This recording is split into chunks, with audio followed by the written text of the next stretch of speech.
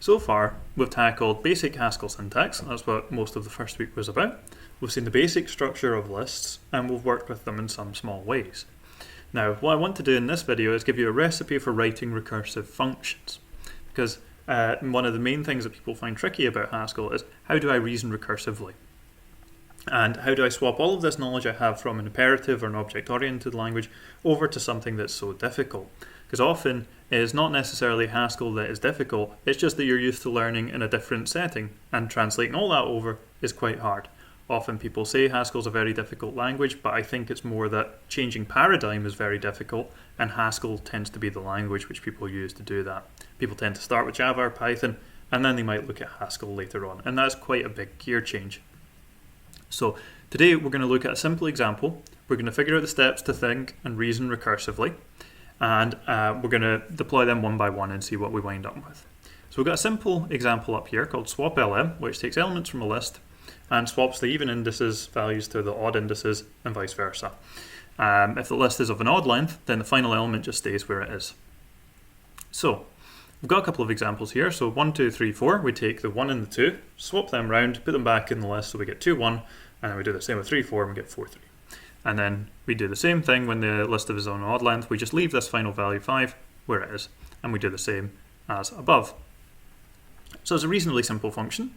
If this was Java, I'm sure you'd all be able to do this in a heartbeat, and you probably will be able to do it in Haskell, but we're going to go through the steps and figure out how to do this. First thing I'm going to do, which I haven't put as a step here, because often you'll be given this, but should be second nature anyway, is to write type signature. I'm going to work with a list of ints, and I'm going to return a list of ints, because you can see this is what I'm taking in here, and it's what I'm returning over here. So that bit's somewhat straightforward. And I know that I'm going to have to work through this case recursively, because I don't know how long the list is going to be. If I knew exactly how long the list was going to be, I could pattern match over that, just define it straight away, and define what the output should be. I'm not so lucky. I need to recursively work through this list. So, do I need a base case? When you're writing a recursive function, the base case is generally the first thing that comes to your mind. For example, if we were doing the factorial, we might say factorial of 0 equals 1. Or if we were doing the sum of a list, we might say that the sum of the empty list is equal to 0. Something like that. We need to say to the function, what is the case where it should terminate, and what should it do when it reaches that case? Now here, I should definitely terminate if I've worked through all the elements of the list.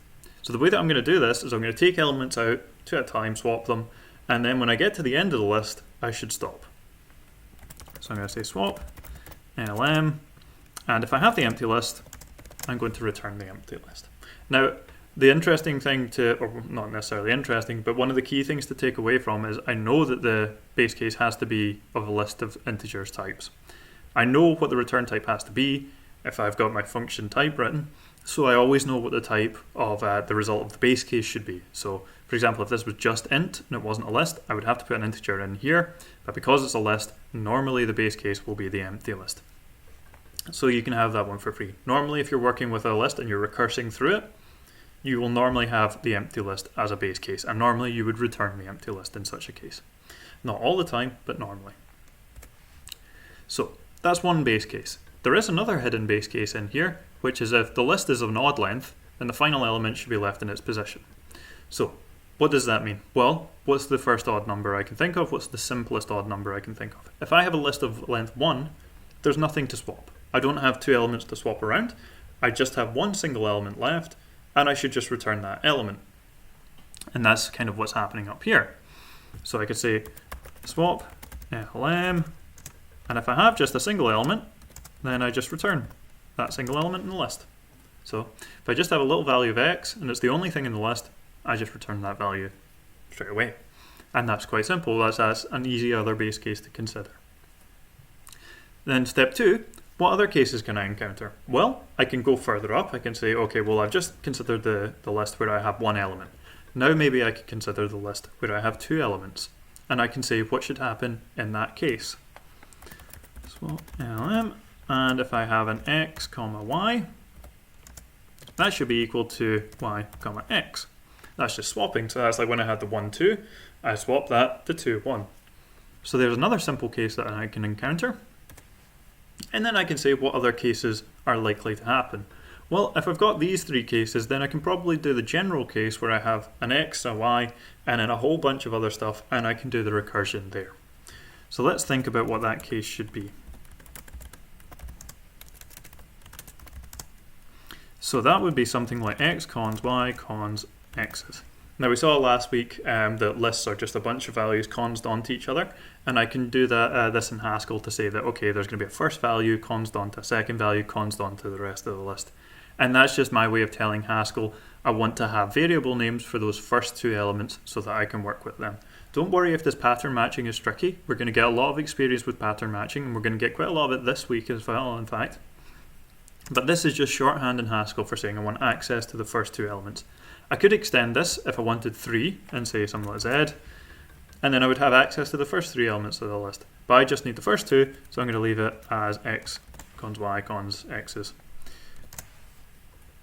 Okay, so what should I do here? Well, I know that I need to swap, and then I'll need to recurse over the rest of the list. That seems like a sensible place for me to go. That's the final case that I need to consider. So this should be y cons x cons, and I'll put this in brackets just for sake of clarity. And that's going to be on x's, x is just being the rest of the list. So there we go. That should be my swap ln function.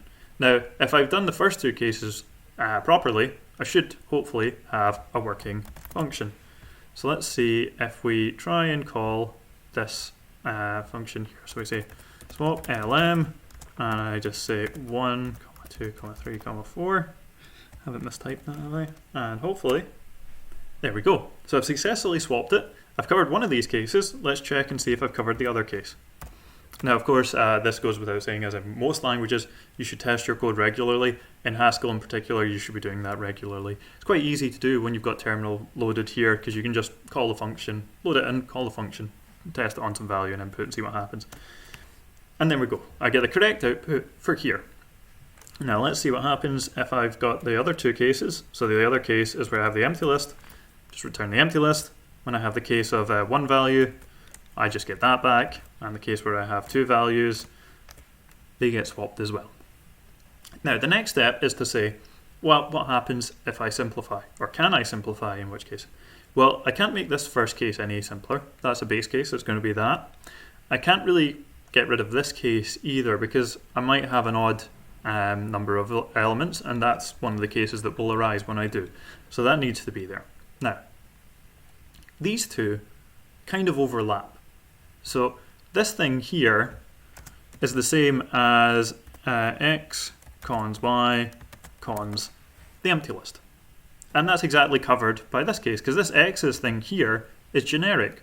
So I can say that this case here doesn't need to be there, because this case actually covers it as well. So this x is here. If you replace that with the empty list, then we have exactly this case, and it does the same thing. Of course, this one's a little bit more cumbersome, and you need to see that this is possible, but what could happen is I have this case where I have two values left, and they're the x, y, empty list. So we'll swap, and then this swap lm will result in the empty list, and we'll just get the same thing out anyway. So that's a lot of words for saying I can get rid of this case. And if I reload, hopefully I won't get any errors, and if I do that one, then I get the right output. If I do this one, I still get the right output. So it looks like it's working. Now, one of the joys of Haskell is that you get very clean, very concise, very readable code. As that is, if you're doing it right. Messy code that works is still correct code. But you want your definitions to be as simple as possible, as short as possible, so that they're easy for you to debug, easy for you to read, and easy for someone else to read. Particularly for me, if I'm marking you, I would greatly appreciate it if your code is simple and as short as possible. So that's step 3 done. I've simplified my function. I've gotten rid of one line, and I've got a 3-line definition. That's neater and more concise and easier to read. Can I generalize? Well, actually this could be generalized. However, we haven't seen the tools that we would need to do that yet. We'll see that later on when we look at polymorphism, which I think is next week. But we'll see how to do that then. But yes, this function could easily be generalized. It doesn't have to just work with integers, could work with any values. If you look at the function, we're not relying on any specific property of integers, so it would make sense that we don't necessarily need to restrict to that type. But again, we'll see that later. So we'll leave this step out for now, but I really want you to think about these three cases. Do I need a base case? What cases can I encounter? And can I simplify? Again, recursion is just a tool to repeatedly apply the same logic. It is not too dissimilar to a loop. The recursive step is just the step where you want to do the same thing over and over again. You want to reapply all the logic you have so you don't have to write it out in a more cumbersome format. So try not to think of recursion as anything frightening or complicated. It's really just a way of saying, okay, everything that I've defined above is still correct, so just do that again and keep doing that until you run out of stuff to apply it to. But that's everything for today. I hope you found this useful. Of course, if you have any questions about anything that I've covered here today, please do feel free to get in touch. Thanks.